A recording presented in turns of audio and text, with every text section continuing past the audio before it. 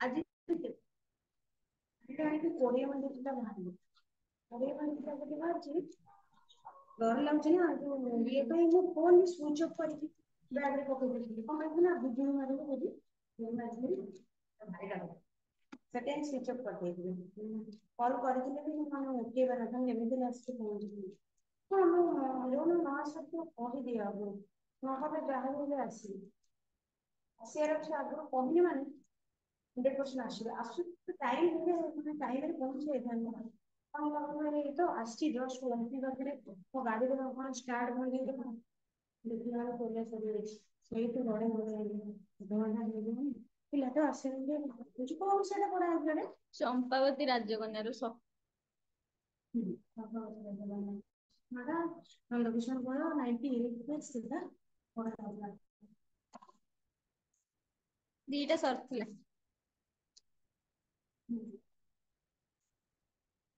जदि ये सरी जीवो ताने नेक्स्ट क्वार्टर केतेबेले गोटे जदि टाइम मिले केतेबेले गोटे ताको ये करदबा आज्ञा ना फर्स्ट क्लास भी बेसी बेले नथिले फर्स्ट सेकंड सर देछि ना आज्ञा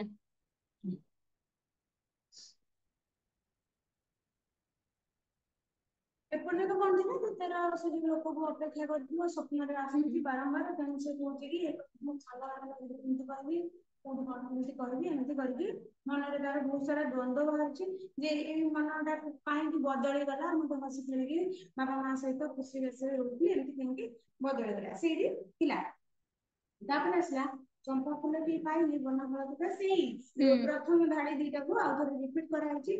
से फूलटी को पाई चंपा फूल आगे कही चंपा फूल नवज्योति से तुलन कर तेणु से कहे कि अंत मैंने तार स्वामी अंत जी तार स्वामी स्वामी आसिया पर्यंत मुझे देवंर आराधना करुवा पूजा करुवी कहा लगी प्राण उदास क्षण क्षण कई देश राजकुमार देखिले कहा लगी प्राण उदास उदास है विषर्ण बा दुखित क्षण क्षण है चंचल बा प्रतीक्षा जो अस्थिर भाव जन अपेक्षा कर समय सपोज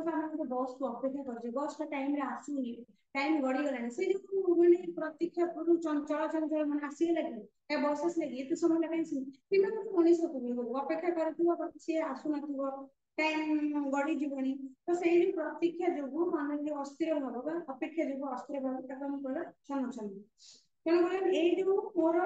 दुखित प्राणटी कहा लगी एते अस्थिर भाव देखो दुखित थी मनटी प्राणटी कहा लगी एते अस्थिरता देखो चलचंचल कई देश राजकुमार देखिले कौ देशर राजकुमार को मन में स्वप्न देखुची बारंबार कौ देशर राजकुमार को स्वप्न देखुची एवं जहाँ अपेक्षा कर मनटी अस्थिर होगा लगे अच्छी जलुला रत्न प्रदीप किणी कबाट एपुरे केमंत पशिला पाई केवल पुणी से भावी मोर मनटा मनटार किए बापा माँ सांग साथी थे गोटे बचपना छोट बेलर हस मजा मस्ती तो सहीटा कौन कि जलुला रत्न कबाट से स्वप्न देखी स्वप्न कौन देखी शोची राजकुमार जड़े पाखक आसी पाखे बसुँच कथा होती तार कथा आंको मन को कि स्वप्न तेणुक कौन से किमिटी आसला जलुला रत्न प्रदीप रत्न दीप तो जल राजा रानी कथा घर दीप सब सब मूल्यवान पत्थर या मूल्यवान वस्तु पदार्थ तेणुक रत्न खचित दीपटी रत्न खचित दीपटी जलुला कौन किणी कबाट कबाट तो बंद करी किणी किणीर दी प्रकार गोटे बंद कर मंत्री से पूरा निगोज कर बंद कर तो दीप घर भितर दीपटे जलुला जो घर राणी शोची से झीटे राजी शोची दीपटे जलुची रत्न खचित दीपटे कबाट जी भी शोब बाहर भर पटे कबाट तेणु कहे कबाट तो भल भाव में मुझे एपुरे केमंत पशिला कहीं केवल पुर अर्थात अंतपुर पोखरी से राजचंद्र पोखरी केमंते केमंत अर्थात के भाव आसिक पशिगला केवल बाट कि बाट पाई क्यों बाटर केवल क्यों बाट पाई सी राजकुमारी घर भर पशि आस घर भर सतसती से पशुनी ତାର ସ୍ୱପ୍ନରେ ସେ ତା ଘରେ ବସିକି ତା ରୁମରେ ବସିକି ତା ସହିତ କଥା ହଉଛି ବୋଲି ସେ ସ୍ୱପ୍ନ ଦେଖୁଛି। ତେବେ ସେଇଟାକୁ ସେ କହୁଛି ଯେ ମୁଁ ତ ରତ୍ନ ଦୀପଟି ଜଳା ଯାଇଥିଲି, ମୁଁ ତ ଭଲ ଭାବରେ କବାଟ ଦେଇଥିଲି, ତେବେ ମୋର ପୁଅକୁ ତମ ପଥରେ ଯୁଗ ସେ କେଉଁ ବାଟ ପାଇକି ପଶିଗଲେ।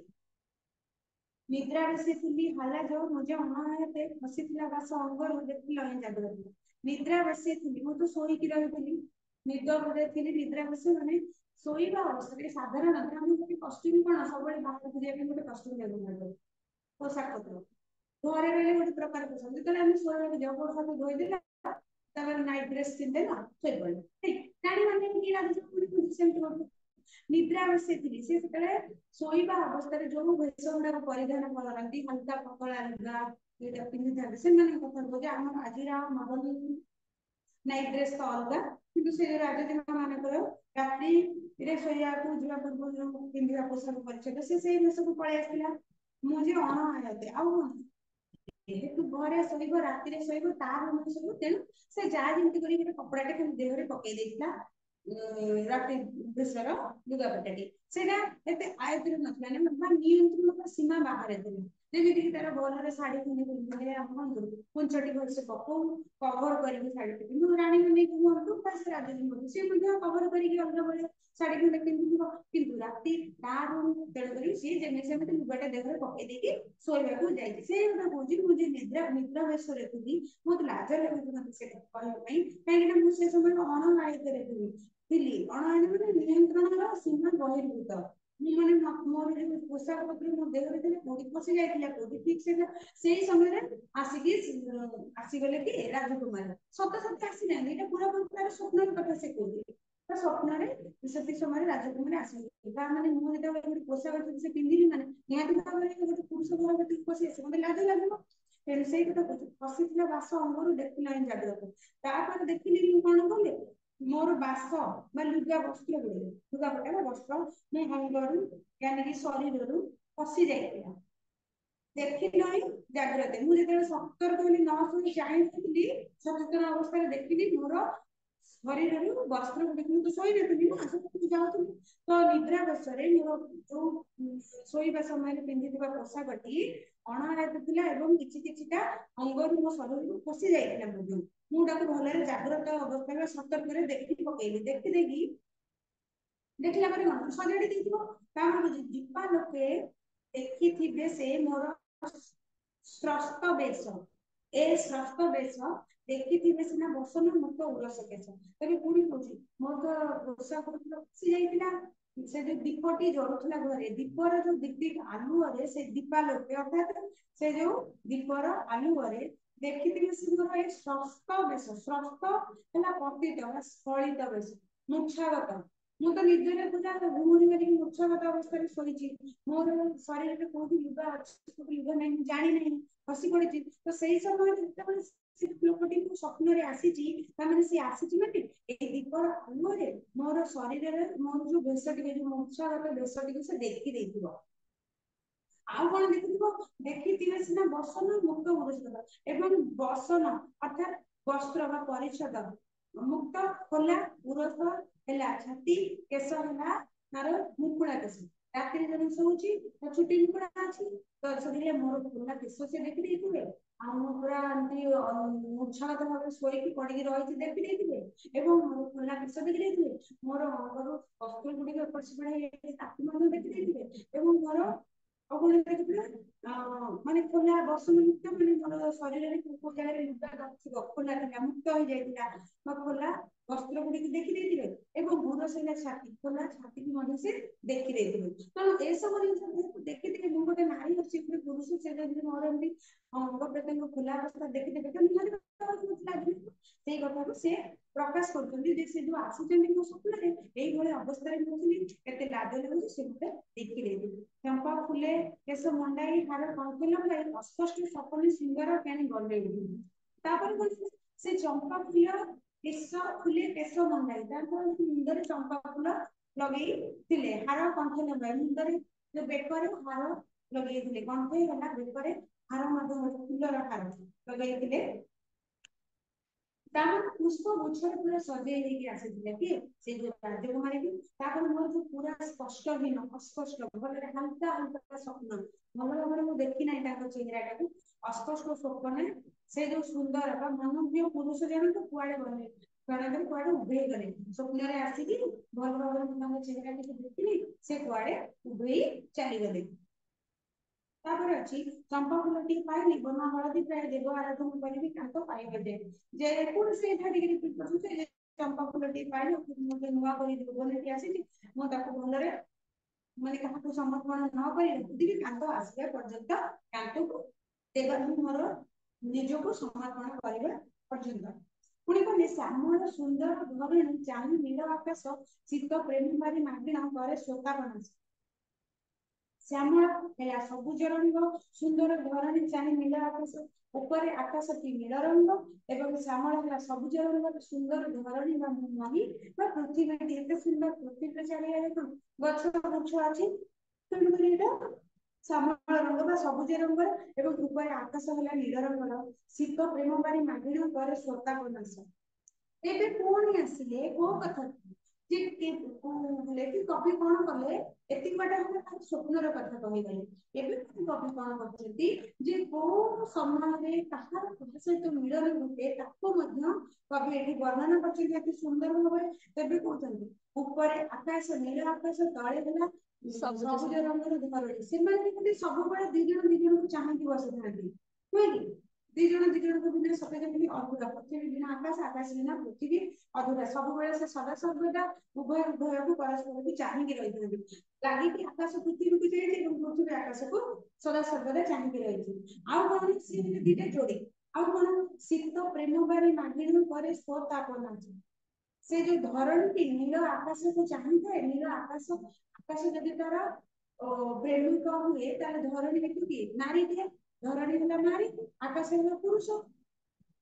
କାହିଁକିନା ଆକାଶକୁ ଆମେ ସାଧାରଣତଃ କଣ ପୁଲିଙ୍ଗରେ ଦେଖୁ ଆଉ ଧରଣୀକୁ ସ୍ତ୍ରୀଲିଙ୍ଗରେ ଦେଖୁ। ତେବେ ଏଠି କହୁଛନ୍ତି କବି ଶ୍ୟାମଳ ଧରଣୀଟି ମଧ୍ୟ ଆକାଶକୁ ଚାହିଁ ଚାହିଁ ତାର ସ୍ୱାମୀକୁ ବା ତାର ପ୍ରେମିକକୁ ଚାହିଁଥାଏ ଏବଂ କଣ କରେ ଶୀତ ପ୍ରେମ ବାରି, ପ୍ରେମର ପୂର୍ଣ୍ଣ ପାଣି, ବାରି ହେଲା ପାଣି,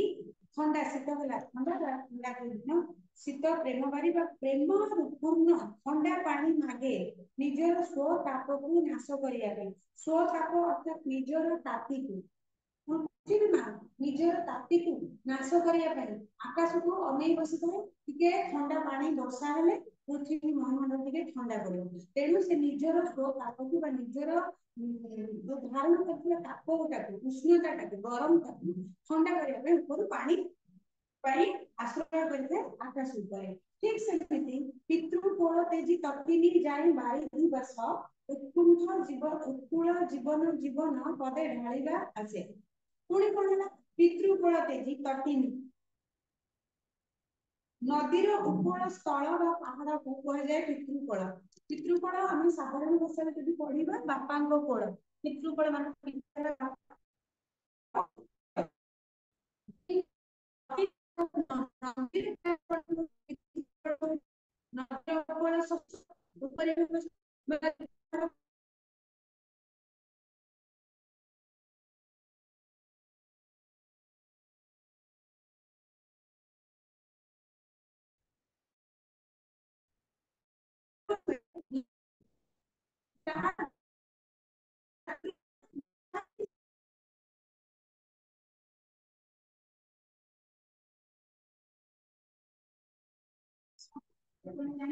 ପ୍ରତ୍ୟେକଟି ନଦୀ ବହୁ ବହି ଯାଇକି ସମୁଦ୍ରରେ ମିଶିଥାଏ। ଆଉ କଣ ଉପକୂଳ ଜୀବନ ଜୀବନ ପଦେ ଢାଳିବା ଆସେ। ଉପକୂଳ ହେଲା ଯାହା କୂଳ ଟପିଯାଏ, ଉଛୁଳା ତାକୁ କୁହାଯାଏ ଉପକୂଳ। ଜୀବନର ଅର୍ଥ ପ୍ରଥମରେ ଯୋଉ ଜୀବନଟି ଲେଖାଯାଇଛି ସେ ଜୀବନର ଅର୍ଥ ହେଲା ଜଳ।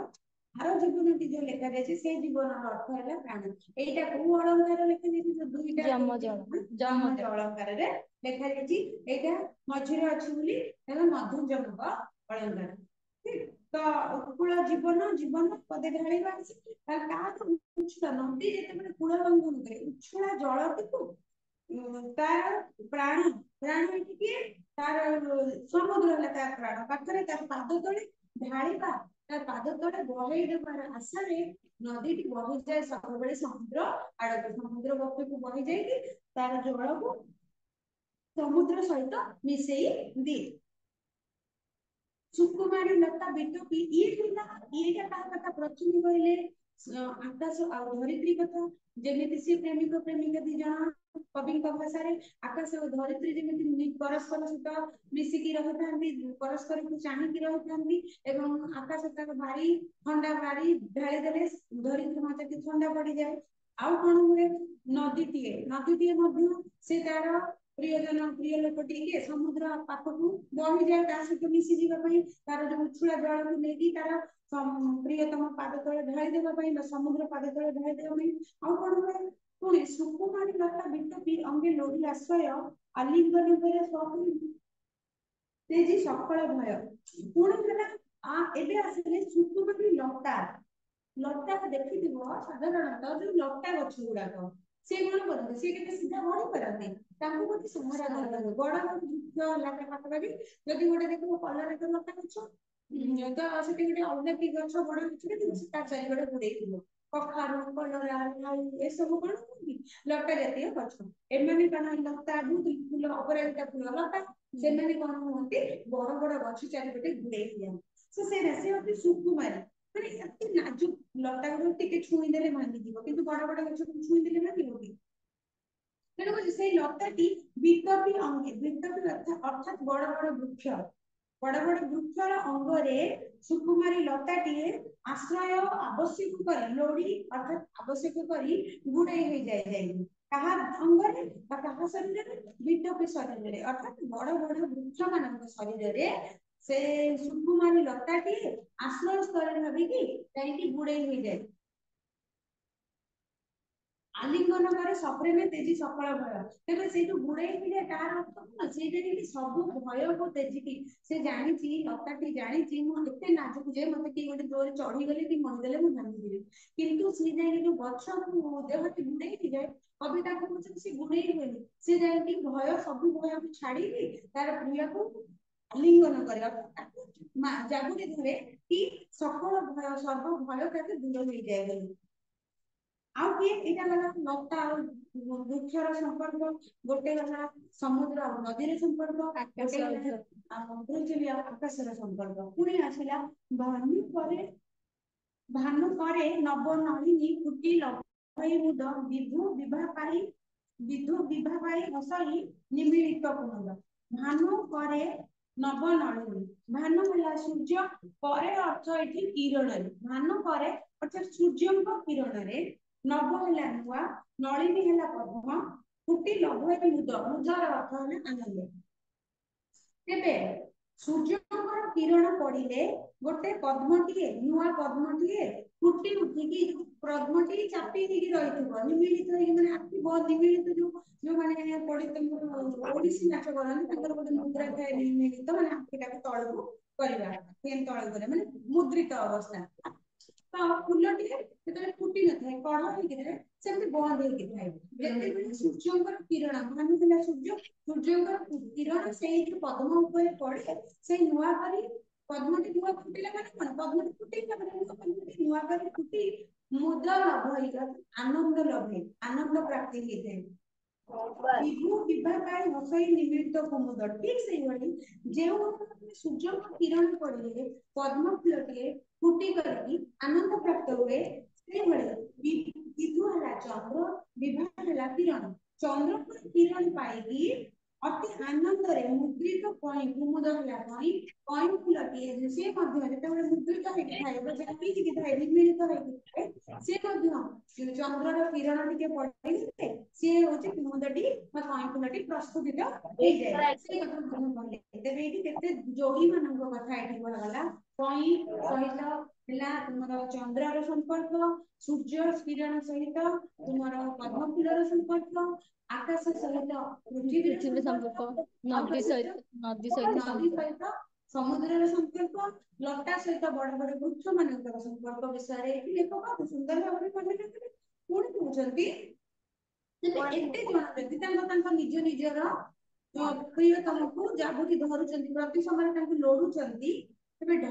प्रेमी ଚପଳା ଖେଳେ ନବୀନ ବନେ ଯୁଗ୍ମେ ଯୁଗ୍ମେ ବିନି ଖଞ୍ଜିଛି ସର୍ବେ କ୍ଷୀର ଭୁବନେ ଭଳ ପ୍ରେମ ଚପଳା ହେଲା ବିଜୁଳି ବିଜୁଳି ହେଲେ ନବୀନ ଘନେ ହେଲା ନୂଆ ମେଘରେ ମେଘ ଯେତେବେଳେ ଆକାଶରେ ନୂଆ କରି ସୃଷ୍ଟି ହଉଛି ମେଘ ଆରମ୍ଭ ହଉଛି ତ ସେଠି କଣ ବିଜୁଳି ମଧ୍ୟ ଖେଳି ଯାଉଛି ତେବେ ମେଘ ସହିତ ବିଜୁଳି ମଧ୍ୟ ଭଗବାନ ଖଞ୍ଜିଛନ୍ତି ଯୋଡି ଯୁଗ୍ମ ଯୁଗ୍ମ ଅର୍ଥାତ୍ ଯୋଡି ଯୋଡି ପ୍ରତ୍ୟେକ ଯୋଡି ଗୋଟେ ଗୋଟେ ଯୋଡି ଭଗବାନ ଖଞ୍ଜିଛନ୍ତି ଉଭୟଙ୍କ ପାଇଁ ପରସ୍ପର ପରସ୍ପରଙ୍କ ପାଇଁ ସଦା ସର୍ବଦା ରହିଛନ୍ତି ମାନଙ୍କ କାଳରୁ ପୃଥିବୀ ଯେତେବେଳେ ସୃଷ୍ଟି ଆରମ୍ଭ ହେଲା ସେବେଠୁ ନେଇକି ଏଇ ଯୋଉ ଯୁଗ ମାନେ ଉଭୟଙ୍କର ସାଥିରେ ପୁଣି ଥରେ ଲେଖକ କବି ଉଦାହରଣ ଦେଇଛନ୍ତି ଆକାଶରେ ଯେତେବେଳେ ନୂଆ ମେଘ ଆରମ୍ଭ ହେଇଥାଏ ସୃଷ୍ଟି ହେଇଥାଏ ବର୍ଷା ଦିନରେ ବିଜୁଳି ମଧ୍ୟ ସେଠି ଚପଳା ମଧ୍ୟ ଅତି ସୁନ୍ଦର ଭାବରେ ଖେଳୁଥାଏ ତ ସେଇ କଥାକୁ ନେଇକି କବି ପୁଣି କହୁଛନ୍ତି ଯେ ଯୁଗ୍ମେ ଯୁଗ୍ମେ ବିହି ଖଞ୍ଜିଛି ଯୁଗ୍ମେ ଯୁଗ୍ମେ ହେଲା ଯୋଡି ଯୋଡି କରିକି ବିହି ହେଲା ବିଧାତା ଖଞ୍ଜିଛି ହେଲା ଜୋକିଛି ପ୍ରତ୍ୟେକଟି ଯୋଡିକୁ ବିଧାତା ବା ଭଗବାନ ଯୋଉ ଖଞ୍ଜିଛନ୍ତି ରଖିଛନ୍ତି ସର୍ବେ କ୍ଷୀର ଭୁବନେ ସର୍ବେ সকল ପ୍ରାଣୀକୁ କ୍ଷୀର ହେଲା ସମଗ୍ର ଭୁବନ ହେଲା ସାରା ବ୍ରହ୍ମାଣ୍ଡ ସମଗ୍ର ବ୍ରହ୍ମାଣ୍ଡରେ সকଳ ପ୍ରାଣୀ ମାନଙ୍କୁ ଏବଂ ସକଳ ପଞ୍ଚଭୂତ ସମସ୍ତଙ୍କୁ ଏଇ ବିଧାତା ଯୋଡି ଯୋଡି କରିକି ଖଞ୍ଜିକି ରଖିଛନ୍ତି ଜଣେ ଜଣଙ୍କ ପାଇଁ ଅଛି ବାପ ପାଇଁ ମା ଅଛି ମା ପାଇଁ ବାପା ଅଛି ଆକାଶ ପାଇଁ ପୃଥିବୀ ଅଛି ପୃଥିବୀ ପାଇଁ ଆକାଶ ଅଛି ବାକି ଉଦାହରଣ ଦିଆହେଲା ସମସ୍ତଙ୍କ ପାଇଁ ଅଛନ୍ତି କିନ୍ତୁ ଏଇଠି କବି କଣ କହୁଛନ୍ତି କବିଙ୍କର ଭାଷାରେ ଯୋଉ ଝିଅଟି ତାର ନାଁ ଅଛି କଣ କନକଲତା ସେଇ ଝିଅଟି ଏବେ ଅନୁତାପ କରୁଛି ଅଭିମାନ କରୁଛି ଯେ ସମସ୍ତେ ଯଦି ଯୁଗ୍ମ ଯୁଗ୍ମ ହେଇକି ଅଛନ୍ତି ସମସ୍ତଙ୍କୁ ଯଦି ବିଧାତା ଯୋଡି ଯୋଡି କରିକି ବଞ୍ଚିଛନ୍ତି ତିଆରି କରିଛନ୍ତି ତେବେ ମତେ କାହିଁକି ଏକାଠି କରିକି ପଢୁଛନ୍ତି ତା ମନରେ ବହୁତ ସାରା ଦ୍ୱନ୍ଦ୍ୱ ଆସୁଛି ଯେ ମୁଁ ସେ ସ୍ୱପ୍ନରେ ଦେଖୁଛି ସତ ସତ ଏପର୍ଯ୍ୟନ୍ତ ସେ ତାର ପ୍ରିୟତମ ସହିତ ଦେଖା ହେଇନି ଧନଙ୍କ ସହିତ ଦେଖା ହେଇନି ଏସବୁ କେବଳ ତାର ନୂଆ କରି ଯୌବନ ପ୍ରାପ୍ତ ଅବସ୍ଥା ପରେ ଯୋଉ ସ୍ୱପ୍ନ ଗୁଡିକ ଦେଖେ ଯୋଉ ଗୋଟେ ପୁରୁଷର ସ୍ୱପ୍ନ ସାଧାରଣ ପ୍ରତ୍ୟେକଟି ଝିଅ ମାନେ ଦେଖନ୍ତି ସେ ମଧ୍ୟ ଦେଖିଛି ତେଣୁ କରିକି କହୁଛି ଏକାକିନୀ ମୁଁ ବିଦୋତେ କାଟେ ନବ ଯୌବନ ଉଚ୍ଛ ଶୀତ ଏ ମୋ ପ୍ରଣୟ ରଖି ନପାରେ ମୁଁ କାହିଁକି ଏକାକିନୀ ଭାବରେ ଏକୁଟିଆ ଭାବରେ କେଉଁ ଦୋଷ ପାଇଁ ମୋର କେଉଁ ଭୁଲ ପାଇଁ ମୁଁ କାହିଁକି ଏଇ ଯୋଉ ଏକାକିନୀ ଏକୁଟିଆ ଭାବରେ ଏକଲାପଣ ନେଇକି କାଟେ ଅର୍ଥାତ୍ ବିଦାୟ ଦିଏ ମୋର ନବ ଯୌବନଟି ବର୍ତ୍ତମାନ ମତେ ପ୍ରାପ୍ତ ହେଇଛି ଏଇ ସମୟରେ ମୋ ପାଖରେ ନିହାତି କେହି ନା କେହି ସାଥୀ ଟିକେ ଦରକାର ହେଲେ କାହିଁକି ମୋର ସ୍ୱପ୍ନରେ ଯେତେବେଳେ ସାଥୀଟି ଆସୁଛି ସତ ସତର୍କ ମୋ ପାଖରେ କେହି ସାଥୀ ନାହାନ୍ତି ମୁଁ କାହାକୁ ପଚାରିବି କାହାକୁ କାହା ସହିତ ମୋର ସମୟଟିକୁ ଅତିବାହିତ କରିବି କାହିଁକି ମୁଁ ଏକାକିନୀ କେଉଁ ଦୋଷ ପାଇଁ ବା ମୋର କେଉଁ ଭୁଲ ଅଛି ତେଣୁ ବିଧାତାକୁ ଏଇ ପ୍ରଶ୍ନଟି ପଚାରୁଛି ଉଚ୍ଛ୍ବସିତ ଅର୍ଥାତ୍ ବିକଶିତ ଏଇ ମୋର ପ୍ରଣୟ ହେଲା ପ୍ରୀତି ଭାବ ବା ଭଲ ପାଇବା ରଖି ନପାରେ ମନ ଏଇ ମୋର ବିକଶିତ ଭଲ ପାଇବାଟାକୁ ନୂଆ ନବ ଯୌବନରେ ମୋ ମନରେ ଯୋଉ ବିକଶିତ ହୋଇଥିବା ବା ପ୍ରସ୍ଫୁଟିତ ହୋଇଥିବା ନୂଆ କରି ଭଲ ପାଇବା ଗୁଡିକୁ ମୁଁ ଆଉ ମନ ଭିତରେ ରଖିପାରୁ ନାହିଁ ସାଥୀଟିଏ କିଏ ଥିଲେ ତା ସହିତ ହୁଏତ ମୁଁ ସବୁ କିଛି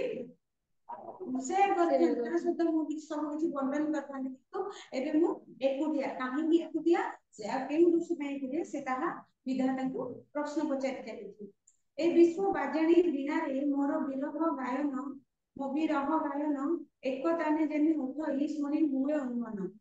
ତେଣୁ ଏ ବିଶ୍ୱ ବାଜାଣୀ ବୀଣାରେ ମୋ ବିରହ ଗାୟନ ଏ ଯୋଉ ବିଶ୍ୱ ବାଜାଣୀ ଏ ବିଶ୍ୱରେ ବାଜୁଥିବା ବୀଣା ହେଲା ମୋ ବିରହ ଗାୟନ ମୋର ବିରହ ହେଲା ବିଚ୍ଛେଦ ମୋ ପାଖରେ ତ କେହି ସାଥୀ ନାହାନ୍ତି ତେଣୁ ଗାୟନ ହେଲା ଗାନ ମୁଁ ଯୋଉ ବିରହୀ ଭାବରେ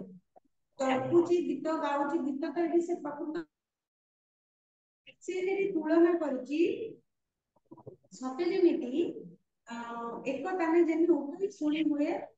ସତେ ଯେମିତି ବୀଣା ଗୋଟେ ବାଜେ ତାର ସୁରି ସୁରି ଗୀତ ଗାଆନ୍ତି ଗୀତ ଆଉ ବୀଣା ଏକ ସୁରରେ ଅଳ୍ପ ତାନିକ ସ୍ୱରରେ ଯେମିତି ଗୋଟେ ଲୋକଟି ଗୀତ ଗାଉଥିବ ତାରି ସ୍ୱରରେ ନେଇକି ବୀଣାଟି ବାଦନ ହଉଥିବ ସିଏ ଠିକ ସେଇଭଳି କହୁଛି ଏ ବିଶ୍ୱ ବାଜେଣୀ ବୀଣାରେ ବିଶ୍ୱରେ ବୀଣା ରୂପକ ବିଶ୍ୱଟା ପୁରା ବିଶ୍ୱଟା ସତେ ଯେମିତି ଗୋଟେ ବୀଣା ଆଉ ତାର ଯୋଉ କିଚିରି ମିଚିରି ସମସ୍ତଙ୍କର ଚଢେଇଟିଏ ମଣିଷ ପଶୁ ପକ୍ଷୀ ଆକାଶ ପୃଥିବୀ ସବୁ ଯୋଉ ଯୋଡି ଯୋଡି କଥା କହିଲେ ସମସ୍ତଙ୍କର ବାଜଣା ବାଜୁଛି ସେଟା ବୀଣା ରୂପକ ବାଜଣାରେ ମୋର ବିରହ ରୂପକ ଗୀତ ଗୀତ ଗୁଡିକ ହେଲା ମୋର ବିରହ ରୂପକ ସତେ ଯେମିତି ମୋର ଗୀତଟି ଅତି ବିରହ ବିଚ୍ଛେଦ ପୂର୍ଣ୍ଣ ଗୀତ ଗୁଡିକ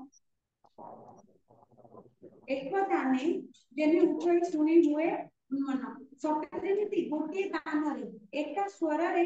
ଉଠିଛି ଏଇ ମନ ଏକ ସବୁ ଶୁଣିକି ଅନ୍ୟ ମନସ୍କ ଉନ୍ମନ ଅର୍ଥାତ୍ ଅନ୍ୟ ମନସ୍କ ହେଇ ଉଠୁଛି ଏସବୁ ଶୁଣିକି ମୋର ବିରୋଧୀ ମନଟା ଏ ଯୋଉ ସମସ୍ତଙ୍କ ଯୋଡି ଯୋଡି କଥା ସବୁ ପୃଥିବୀର କଥା ସବୁ ଶୁଣିକି ମୋର ମନଟି ଅନ୍ୟ ମନସ୍କ ବିରୋଧୀ ମନଟି ଅତ୍ୟନ୍ତ ଭାବରେ ଅନ୍ୟ ମନସ୍କ ହୋଇ ଉଠୁଛି।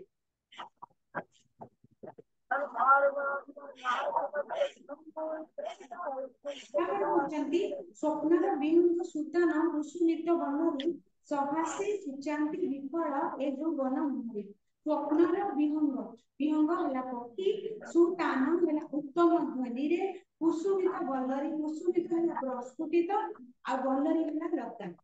ସଭାସେ ସୂଚାନ୍ତି ବିଫଳ ଏ ଯୋଉ ବନ ମୁହଁରେ ତେବେ ସେଇମାନେ ଏ ଯୋଉ କୋଳାହଳ ଗୀତ ଶୁଣୁଛି ସେ ଯୋଉ କହୁଛନ୍ତି ଲେଖକ କବି କହୁଛନ୍ତି କି କବିଙ୍କ ଲେଖନୀ ମୁଣ୍ଡରୁ ଆସିଛି କିନ୍ତୁ ଭାବୁଛି କି ଏ ଯୋଉ ଝିଅଟି କନକଲତା ସେ କଣ ହଉଛି ମୋର ସ୍ୱପ୍ନର ବିହଙ୍ଗ ପକ୍ଷୀ ମାନେ ଅତି ଉତ୍ତମ ଧ୍ୱନିରେ ଯୋଉ କିଚିରି ମିଚିରି ହଉଛନ୍ତି ଏବଂ ଏ ଯୋଉ ଲତା ମାନେ ତାଙ୍କର ଗୁଡେଇ ହଉଛନ୍ତି ଯାଇକି କୁସୁମିତ ଲତା ବା ପ୍ରସ୍ଫୁଟିତ ଲତା ମାନେ ସେମାନେ ଫୁଟିଆ ପ୍ରସ୍ଫୁଟିତ ଲତାଟି ଫୁଟୁନି ଖାଲି କିମ୍ବା ପକ୍ଷୀ ଖାଲି କିଚିରି ମିଚିରି ନାହିଁ ସତେ ଯେମିତି ମତେ ସୂଚେଇ ଦଉଛନ୍ତି ମତେ କାହିଁକା କରା କରୁଛନ୍ତି ଆଉ ହସି ସହାସେ ମାନେ ହସି ହସି ହସ ହସ ମୁହଁରେ ମତେ ସୂଚେଇ ଦେଉଛନ୍ତି କି ତୋର ଏଇ ଯୋଉ ଯୌବନ ପ୍ରାପ୍ତିଟା ବିଫଳ ତୋ ପାଖରେ ସାଥୀ ନାହିଁ ମାନେ ତୋର ଏଇ ଯୋଉ ଯୌବନ ନୂଆ କରି ଯୌବନ ପ୍ରାପ୍ତ କରିବୁ ସେଟା ବିଫଳ ବୋଲିକି ମତେ ଅନକଲତା ଭାବୁଛି କି ତାକୁ ଏଇ ପକ୍ଷୀ ମାନେ ଆଉ କିଏ ଲତା ମାନେ ନୂଆ କରି ପ୍ରସ୍ତୁତ କରିଥିବା ଲତା ମାନେ ତାକୁ ସତେ ଯେମିତି ସୂଚେଇ ଦଉଛନ୍ତି ଯେ ବେକାର ବେକାର ତାକୁ ହସି ହସିକି ତାକୁ ଇଙ୍ଗିତ କରି କହୁଛନ୍ତି ତୋର ଯୋଉ ନବ ପାଇକି ବେକାର ପଇସା ଉଠିଥାନ୍ତି ଆମମାନଙ୍କର ଛାତି ଅଛି ଏହା କହି ତାକୁ ସୂଚନା ଦଉଛନ୍ତି ହସି ହସିକି କାହିଁଟା ପୁରା କରୁଛନ୍ତି କାହାନ୍ତି ସେ ଦୀପ୍ସିତ ମୋର ଜୀବିତେଶ୍ୱର ନିବେଶିବି ଦଗ୍ଧ ବକ୍ଷରେ ୟାଙ୍କ ଦିବ୍ୟ କଲର ଯାଙ୍କ ଦିବ୍ୟ କଲର ତେବେ ପୁଣି କହୁଛି ସେଇ ଯୋଉ କାହାନ୍ତି କୁଆଡେ ଗଲେ ମୋର ଇପ୍ସିତ ବା ବାଞ୍ଛିତ ଇଚ୍ଛା କରିଥିବା ମୋର ଜୀବିତେଶ୍ୱର ତାର ଜୀବିତେଶ୍ୱର ଜୀବିତେଶ୍ୱର ମୋର ଜୀବନର ଈଶ୍ୱର ତାର ପ୍ରାଣକର୍ତ୍ତା ଯେ ତାର ସ୍ୱାମୀ ସେ କୁଆଡେ ଗଲେ ଯାହାକୁ ମୁଁ ବାଞ୍ଛନା କରିଛି ଯାହାକୁ ମୁଁ ଇଚ୍ଛା କରିଛି ବାହା ହେବା ପାଇଁ କି ବା ମୋ ପ୍ରାଣର ମଣିଷ କରିବା ପାଇଁ କୁଆଡେ ଗଲେ ସିଏ ଆସିଲେ ମୁଁ ତାଙ୍କୁ ନିବେଶିବି ଅର୍ଥାତ୍ ସମର୍ପଣ କରିବି କଣ ଦଗ୍ଧ ବକ୍ଷରେ ତାଙ୍କ ଦିବ୍ୟ କଳର ଯନ୍ତ୍ରଣାଗ୍ରସ୍ତ ଦଗ୍ଧ ବକ୍ଷରେ ଅର୍ଥାତ୍ ଯନ୍ତ୍ରଣାଗ୍ରସ୍ତ ବା ପୋଡ଼ା ହୃଦୟଟିକୁ ମୁଁ ତାଙ୍କର ଦିବ୍ୟ କଳରେ ବା ତାଙ୍କର ପାଦ ତଳେ ଅର୍ପଣ କରିବି ନିବେଶିବି ସମର୍ପଣ କରିବି ନିଜକୁ ତାଙ୍କୁ ମୁଁ ସମର୍ପଣ କରିବି ଆପଣଙ୍କୁ ଦେଇ ଯାହାକୁ କରିନେବି ନିଜର ଏଇ ମୋ ଯୌବନ ଉଦ୍ଦେଶ୍ୟ ସାର ଜୀବନର ତେବେ କହୁଛନ୍ତି ଆପଣଙ୍କୁ ଦେଇ ମୁଁ ନିଜକୁ ତାଙ୍କୁ ସମର୍ପଣ କରିଦେବି ଯାହାକୁ କରିଦେବି ତାଙ୍କୁ ମୁଁ ନିଜକୁ ତାଙ୍କ ପାଖରେ ସମର୍ପଣ କରିବି ତାଙ୍କୁ ମୁଁ ମୋ ନିଜର କରିଦେବି ଏବଂ ଏଇ ମୋ ଯୌବନ ଉଦ୍ଦେଶ୍ୟ ସାର ଏ ଜୀବନର ଏ ଯୋଉ ମୋର ଯୌବନ ପ୍ରାପ୍ତି ହେଇଛି ତାର ଶ୍ରେଷ୍ଠତ୍ୱ ତା ସାର କଣ ପାଇଁ ତାର ମୂଲ୍ୟହୀନ ହେଇଯିବ ଯଦି ମୋର ପାଖରେ ଏ ପ୍ରିୟ ଲୋକଙ୍କ ପାଖରେ ମୁଁ ମୋର ଯୌବନ ନ କରିବି ତେବେ ଏଇ ମୋର ଯୋଉ ଜୀବନଟିକୁ ବା ଯୌବନଟିକୁ ଉଦ୍ଦେଶ୍ୟ ଜୀବନ ପାଇଛି ଯାହା ଯୋଉ ଉଦ୍ଦେଶ୍ୟରେ ଯୌବନଟି ପ୍ରାପ୍ତ ହେଇଛି ତାକୁ ମୋର ପ୍ରିୟ ଲୋକଟି ପାଖରେ ଅର୍ପଣ କରିଦେବି ଚମ୍ପାକୁ ବାଡ଼ି ପାଇଲି ଖାଇଦେବି ଆରାଧନା କରିବି ତାଙ୍କ ଖାଇବା ଦେବି ତେବେ ସେ ଆସିବା ପର୍ଯ୍ୟନ୍ତ ମୁଁ ମୋର ଯୌବନଟିକୁ ସୁରକ୍ଷିତ ଭାବରେ ରଖିଥିବି ଯେ ପର୍ଯ୍ୟନ୍ତ ମୋର କାମ ଆସିଲେ ମୁଁ ଯୌବନଟିକୁ ସମର୍ପଣ ବିଷୟ ସରିଗଲା କବି ପରିଚୟ କଣ ସେଠି କ୍ୱେଶ୍ଚନ ଆନ୍ସରଟା ପିଲା ଆସିଲେ डिस्कशन करबा और केतरा कहूची चंपा फूलटी के वर्णन की हळदी हळदी कविता चंपा फूलटी कहां से तुलनी যৌবন राजकुमार चंपा फूलटी पाइसारी ସବୁଦିନ ଅନଲାଇନ ପିଲା ନିଜ ଆସନ୍ତୁ नवजोत आसिया पर चंपावती केही विषाद व्याकुलित होला ଅବ୍ୟକ୍ତ ବିଷୟ अव्यक्त विषाद যৌবন आसिया पर चंपावती कोन उभरी गला ବାଲ୍ୟ ଚପଳ बाल्य चपलता उभरी गला जनक जन्म सेने मन लुपिने आ केते बेले ଯୌବନ ଆଗ जनक स्नेह स्नेह केतेबेले ଯୌବନର ଆଗମନରେ ବିଦେଶୀ କୁମାର ସ୍ୱପ୍ନରେ କଣ କହିଲେ ମଧୁ ବଚନ ମଧୁର ବଚନ କହିଲେ ରାଜକୁମାରୀ ଦୀପାଲୋକରେ राजकुमारी कौन राजकुमार दीपालोक राजकुमार को कौन देखले स्रष्टा बेश प्रस्त ऐसा देखिले चंपा फूल द्वारा राजकुमारी केई पर्यंत देव कांत पाइबा पर कांत पाइबा पर्यंत देव आराधना करथिले राजकुमारी ताहा सहित गहन बास करि परिबे बोली कहउछन्ती नवतर नवतरुण सहित नवଯୌବନ चंपावती केउ दर्शन की डाकथिले प्रिय दर्शन प्रिय दर्शन में श्यामला सुंदर धरणी नीला आकाश कौन लगे शीत प्रेम बारी शीत प्रेम बारी पितृकल तेजी किए बारी को आसे तटिनी पितृकल तेजी तटिनी नवनलिनी भानु किरण रे कौन लाभ करे नवनलिनी अच्छा नुआ करी नलिनी ना पद्म भानु किरण से मुद आनंद आनंद लाभ करे विभु विवाह विधु विवाह पाई की हस हस होई कुमुद कुमुद चपला केउ छाड़े घने मेघरे विफल ए यौवन कुमारी के कहछि राजकुमारी कहछि सुकुमारी लता केउ आश्रय लुटी विटपी अंगे विटपी अंगे जुग्मे जुग्मे भी कोन कहछि प्रेम भाव ना एली जुग्मे जुग्मे भी जुग्मे जुग्मे कहछि सर्व प्रेम चपला खेले नग्न बने जुग्मे जुग्मे भी कहछि सर्वे क्षीण भुवने कौन कहछि एठी खाली प्रेम भाव नेक्स्ट क्वेश्चन राजकुमार तार दग्ध बक्षरे बिलितेश्वर पर कौन स्थापन कर इत्य पयर सही गला इसा सरला क्वेश्चन आंसर पढ़ी देबो आ समय से हम सब क्वेश्चन पढ़ देबो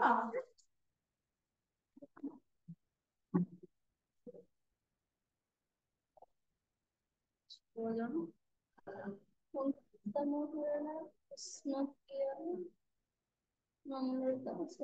इतने जल्दी विषय सही गला मैं पूरा डेली में आस्थिली चैप्टर 5 टा भी आस्थिली हां विषय को इतने शीघ्र सही गला एटा कौन थिला बा 3 ठीक नेक्स्ट क्लास रे तमरो पढेबा तापर नेक्स्ट क्लास रे पढेबा साबरमती महामानवर चरण करेबो तापर सम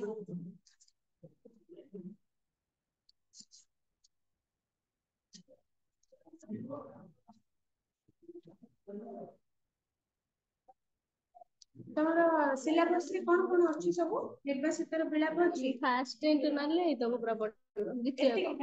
एतिकी सरी गला पर फाइनल ईयर रे आ पढिबो से पर ना फास्ट इंटरनल और सेकंड इंटरनल जहाँ पढ़ियो फाइनल को सेटा पढ़ियो अरे कि गोटे निर्वाचित र बिलाप सरछि पढिछो तम संभावती राजकन्या स्वप्न सरिला एटा जदी हम आउथरे इसके सरिला पर आउ तीनटा विषय जदी हम एटा आउथरे रिपीट कर दो आध्यात्मिक वृत्ति पक्षाघात मास श्रेणी 3टा सरिछि ए जो द्वितीय जो 1 2 3 4 पांचटा विषय केवल तुम्हारा फास्ट इंटरनल ले पड़िबो फास्ट इंटरनल के भी एग्जाम अछि जानो हम परसुरार भेटटा अधा पढा हेतिला हां सेटा पण फास्ट इंटरनल नाही ना नहीं हेले अधा केमिति भी हम पढेबा जो फास्ट इंटरनल में जति कुछ फास्ट सरे देबा सेकंड इंटरनल में जति कि सेकंड रे पढाबो नले तो यदि विषय बही 1 2 परीक्षा बंद करी ताले तुम इंटरनल परीक्षा रे जोडा पढिबार थिबो सेगुडा पढाई परिबनी आ तुम तो इंटरनल में मजूर अछि ना फास्ट इंटरनल में कन्फर्म देखि छ तो द्वितीय एक्टिविटी अछि सिलेबस रे